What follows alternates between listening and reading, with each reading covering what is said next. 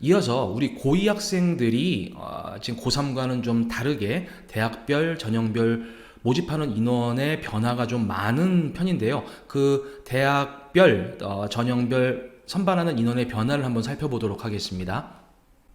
예, 보이는 화면은요, 제가 서울에 있는 상위 한 30개 대학교만 대상으로 해서 우리 고2 학생들이 대학 진학을 할 때 전형별로 선발하는 인원 비율을 한번 정리해 본 겁니다.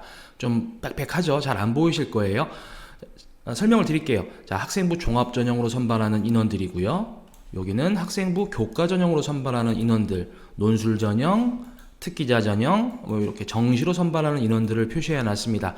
먼저 제가 서두에서 말씀드린 것처럼 논술 전형과 특기자 전형 같은 경우에는 우리 파주에 있는 일반고 학생들이 공략해야 될 전형이 아니라고 말씀드렸습니다. 자, 기억하시죠? 자, 그러면 학생부 종합 전형과 교과 전형 위주로 봐야 될 텐데 뭐 느끼시는 거 없나요? 자, 학생부 종합전형을 보시게 되면요, 이거는 수능 최저가 있는 학생부 종합전형, 얘는 수능 최저가 없는 학생부 종합전형인데 올해 고2 학생들부터는요, 학생부 종합전형과 학생부 교과전형에서 이 수능 최저에 대한 부분이 굉장히 명확하게 갈립니다. 자, 보시게 되면 어떠시죠? 네, 학생부 종합전형 같은 경우에는 상당수 대학들이 수능 최저를 없앤 추세인 거고요. 학생부 교과전형에서는 반대로 상당수의 학교들이 수능 최저를 이렇게 설정해 놓고 있습니다. 즉, 우리 고2 학생들부터는요, 학생부 종합전형은 수능 최저가 없는 전형이 대다수이다. 학생부 교과전형은 수능 최저가 있는 전형들이 대다수이다 라고 이해하시게 되면은 오히려 이해가 편하지 않을까라는 생각이 듭니다. 자, 다음에요, 요 부분들을 한번 볼게요. 항상 서울대가 맨 위에 올라와 있죠. 자, 이거는 이제 비율에 대한 부분이에요. 이거는 제가 아까 논술하고 특기자는 제외하고 한번 판단을 하자라고 말씀드렸잖아요. 논술하고 특기자 전형을 제외했을 경우에 실질적으로 전체 선발 인원 중에서 학생부 종합전형으로 선발하는 인원의 비율은 대략 40% 정도가 된다는 거고요. 정시로 선발하는 비율은 36.2%가 되는데 이 숫자보다는 얘를 봐야겠죠. 왜 그러느냐? 자, 논술하고 특기자 전형 같은 경우에는 우리 학생들이 공략해야 될 전형이 아니잖아요. 즉, 학종으로 선발하는 비율과 정시로 선발하는 비율의 실질적인 비율은 논술하고 특기자로 선발하는 비율을 제외하고 나머지 인원들만 가지고 비율을 산정해야지 오히려 판단하기 쉽다라는 게 저의 생각인 거고, 물론 제 생각에 동의하지 안 하시는 분들도 있긴 하겠지만 실질적으로 봤을 때 어차피 논술하고 예체능이 아닌데 그거를 숫자를 집어넣어서 비율을 산정한다는 거는 오히려 통계를 하는 게 아닐까라는 생각이 들어서 아예 논술과 논술이나 특기자 전형 같은 경우에는 제외하고 비율을 산정해 봤습니다. 자, 그랬더니 실질적으로 정시로 선발하는 비율은 학생부 종합전형보다 훨씬 높아졌죠.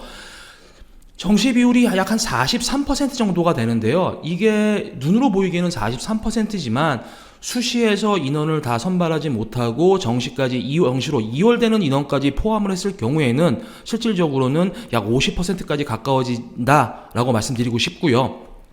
제가 이 대학들을 30개 대학만 했습니다. 말씀드린 이유가 아까 말씀드린 것처럼 자, 우리는 지방에 있는 4년제까지 고려를 할 것인가 말 것인가 라고 고민을 해야 된다고 말씀을 드렸고, 정시 대비반 같은 경우에는 지방에 있는 4년제 대학을 가느니 차라리 전문대를 가겠다라고 결심한 학생들을 대상으로 반을 개설하기 때문에, 즉 정시 대비반 학생들 같은 경우에는 이 서울에 있는 상위 30개 대학교 위주로만 판단을 했습니다.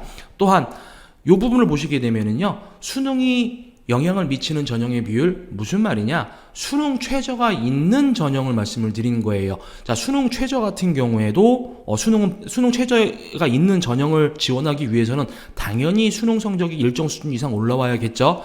그 인원을 보시게 되면은 퍼센트가 대략 67%입니다. 다시 말하면요, 반대로 말하게 되면 자, 우리가 대학을 가기 위해서 선발하는 인원의 3분의 2는 무조건 수능을 보고 일정 수준 이상의 성적이 나와야지만이 선발할 수 있는, 합격할 수 있는 전형이라는 거고, 수능을 아예 안 보고 대학을 진학하는 인원의 비율은 전체 인원의 3분의 1밖에 되지 않는다라는 말씀을 드리고 싶은 거였습니다. 요거는 상위 30개 대학을 말씀드린 거고요. 더 줄여서 상위 11개 대학교, 우리가 이른바 말하는 서영고, 서성한, 중경외시 이런 라인의 대학들을 봤을 때요. 거의 비슷해 보입니다만 약간 좀 차이가 나는 게 있죠. 상위 11개 대학 같은 경우에는 30개 대학 평균보다는 학생부 종합전형 선발 비율이 좀 더 올라갑니다. 그렇죠? 그리고 대신에 수능이 영향을 미치는 전형의 비율, 즉 정시 선발 인원과 수능 최저가 있는 전형의 비율은 30개 대학 평균보다는 오히려 더 높다라고 볼 수 있죠.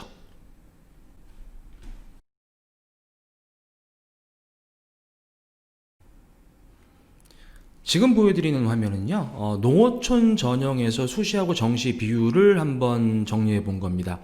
농어촌 전형 같은 경우에는 일반 전형과는 달리, 일반 학생들과는 달리 논술 전형과 특기 전형이 없죠. 그러다 보니까 전형이 매우 깔끔합니다. 학생부 종합 전형, 학생부 교과 전형, 수시에서는요, 그리고 정시 이렇게 굉장히 깔끔하게 보이는데요. 어찌 보면 더 깔끔하죠. 자, 이 부분 보시게 되면은 학생부 종합 전형 같은 경우에는요, 농어촌 전형의 학생부 종합 전형 같은 경우에는 수능 최저가 있는 전형이 거의 없다라고 보시면 되고요.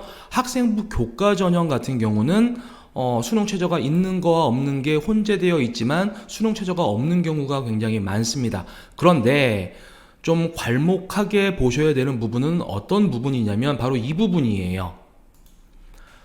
아까 일반 30개 일단 상위 30개 학교를 대상으로 해서 일반 학생들의 전형 같은 경우에는 정시 비율이 40%가 약간 넘는 비율이었습니다. 그렇죠? 자, 그런데 농어촌 전형은 어떻죠?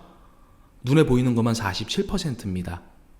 아까 말씀드렸듯이 2월 인원까지 고려한다면 50%를 훌쩍 넘지 않을까라는 생각이 들어요. 자, 이 수치는요, 현재 고3 학생 같은 경우에는 이 정시 비율이요 30%를 넘지 않았었어요. 1년 사이에 특히나 농어촌 같은 경우에는 정시 선발하는 인원의 비율이 대폭 증가했다라고 이해하실 수 있다라는 겁니다. 그런데 우리 농어촌 전형에 해당되는 지역이 어디죠? 뭐 파주만 놓고 본다면 봉인천고등학교, 문산에 있는 문산고등학교, 뭐 수업고등학교, 파주고등학교. 자, 이런 학생들 같은 경우에 정시 준비하나요? 준비 안 합니다.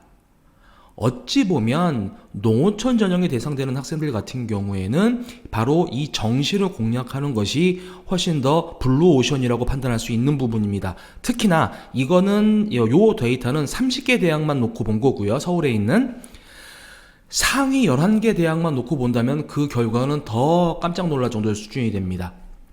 보이시나요? 상위 11개 대학교 서영고, 서성한, 중경외시 정시 비율이 몇 %죠? 75%입니다. 즉 농어촌 전형에 해당되는 지역의 학생들 같은 경우에 서울에 있는 상위권 대학교를 공략하고자 한다면 수시로 대학을 진학한다, 수시로 상위 11개 대학을 진학한다라는 거 굉장히 어려운 일이 될 겁니다.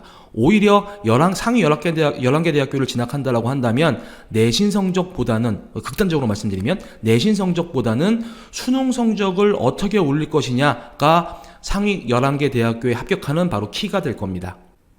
지금까지 제가 방향을 명확히 알기 위해서는 현재 고2부터 바뀌게 되는 대입의 변화를 아셔야 됩니다 라고 말씀을 드리면서 과연 우리 아이가 학생부 종합전형에서 경쟁력이 있는지 없는지를 먼저 판단을 하셔야 되고, 다음 고2부터는 고3과 대학 전형에 극명한 변화가 생기는데 이 변화가 어떻습니다 라는 것을 말씀드렸습니다. 대입 전형의 변화를 말씀드리는 이유는요, 결론은 하나입니다. 정시 도전해 볼 만하다, 도전을 해야 된다 라고 말씀드리기 위함이에요.